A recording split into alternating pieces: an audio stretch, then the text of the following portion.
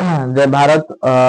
मैं आपको 10वीं कक्षा की स्टूडेंट फ्रेंड से केसी सिन्हा का स्टूडेंट फ्रेंड से 10वीं कक्षा की यहाँ पे चैप्टर नंबर 7 कोऑर्डिनेट जियोमेट्री जो पढ़ाने जा रहा हूँ उसका कोऑर्डिनेट जियोमेट्री का और एक्सरसाइज 7.4 से मैं आपको पढ़ाऊंगा। और यहाँ पे जो 7.4 से जो भी मैथ पढ़े के बेले है उसको बेहतर से समझने के लिए, बढ़िया से समझने के लिए हम लोग को कुछ छोटी छोटी बातें पढ़े पड़ेगा। अगर हम लोग इसको पढ़ लेते हैं तो इससे जो रिलेटेड मैथ एक्सरसाइज में हमें मिलने वाला है बहुत ही आसान लगेगा बनाने में, बहुत ही इजी लगेगा बनाने में। तो पहले मैं जो यहाँ पे आपके सामने लिख के पहले से रख ले हैं एक बारे में हम बात करेंगे। तो पहले कृपया मैं आपको ये समझाऊं। यहाँ पे मैंने लिखा है कि subject mathematics, books name DR केसी सिन्हा, वो तो बता दिए अभी तुरंत में। और चैप्टर नंबर 7 है, चैप्टर नंबर 7 और उसमें कोऑर्डिनेट जियोमेट्री और जो है चैप्टर नेम है और एक्सरसाइज उसका 7.4 हम लोग पढ़े वाला है। और इसमें जो भी हमें पढ़ना है, जो भी सीखना है, तो सबसे पहले इसमें दो टाइप के लगभग 2-3 टाइप के मैथ मिलेगा आपको। उससे ज्यादा टाइप के मैथ बनावे के नहीं मिले वाला है, तो 2 से 3 टाइप के मैथ हम लोग बनावेंगे ऐसे करके। तो सबसे पहले इसमें जो यहाँ पे दिले है फॉर्मूला लिखा है, त्रिभुज का क्षेत्रफल का फॉर्मूला यहाँ पे हम लिखे हैं। और इस फार्मूला से ही हमें जितना भी अधिकतर मैथ है इस फार्मूला से ही एक्सरसाइज वाला बनेगा। तो सबसे पहले हमें फार्मूला याद करना पड़ेगा। और ये फार्मूला जो है त्रिभुज का क्षेत्रफल वाला जो फार्मूला यहाँ पे लिखल है, इसका एक थ्योरी होता है, उस थ्योरी से इसको निकाला जाता है। फिलहाल हम उस थ्योरी की बात नहीं करेंगे, डायरेक्ट हम एक्सरसाइज में जाकर मैथ बताने का प्रयास करेंगे, क्योंकि ऐसा टाइम मान है कि एग्जाम बहुत काफी नजदीक है। और हम लोग जो कुछ कुछ ये सब जो मैथ है लगभग 1 से 2 क्वेश्चन इस भी पूछ लेता है, तो जरूरी है कि हम लोग इसको पढ़ें और इसको बढ़िया से पढ़ें।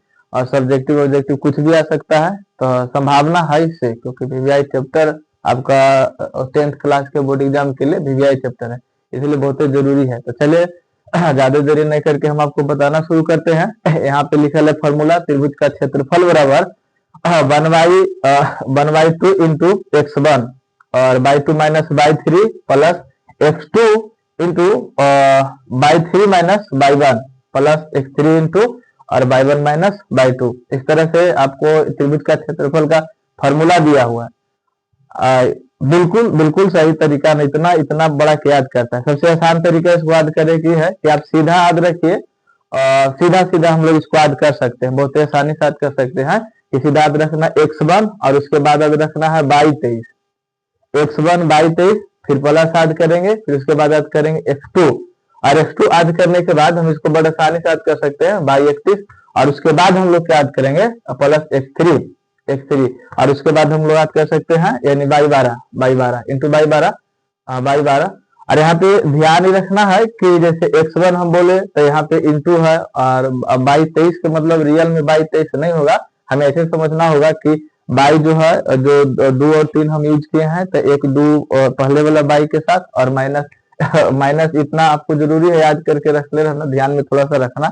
पहले सबसे बढ़िया तरीका ही होता है ना कि हम लोग पहले इसको बेहतर से 1-2 बार याद कर लें, और याद करने के बाद लंबा टाइम के लिए हम कैसे याद रख सकते हैं कि हम जल्दी न भूले, अधिक से अधिक दिन तक हमें याद रहे, महीना से भी अधिक समय तक याद रहे, हम लोग न भूलें। ऐसे करके लंबा टाइम तक हम लोग किस तरह से इसको याद करके रख सकते हैं। तो सबसे सटीक तरीका इसका ही है कि x1 by23 plus x2 by31 plus x3 by12, ऐसे करके हम लोग याद रख सकते हैं। लेकिन हमें थोड़ा सा बीच में ध्यान नहीं देना है ना कि जैसे हम लोग x1 बोलेंगे और by23 बोलेंगे तो यहाँ पे रियल में 23 नहीं है, थोड़ा सा सोचना है, थोड़ा सा थिंक करके रख ले रहना है कि by23 जब लिखने के बाद याद आएगा ना तो इस तरह से हमें लिखना है, by2 लिख देना और माइनस by3 लिखना है। उसके बाद x2 प्लस by31 लिखे का देगा, तो by31 रियल में हमें नहीं लिखना है, हमें वहां पे लिखना है x2 लिखकर और by31 के जगह पे यानी कि कुछ इस तरह से by31 हमें लिखना है ऐसे करके। तो मतलब थोड़ा सा मेहनत है और थोड़ा सा फॉर्मूला भी बड़ा है, लेकिन याद करना बहुत ही आसान है।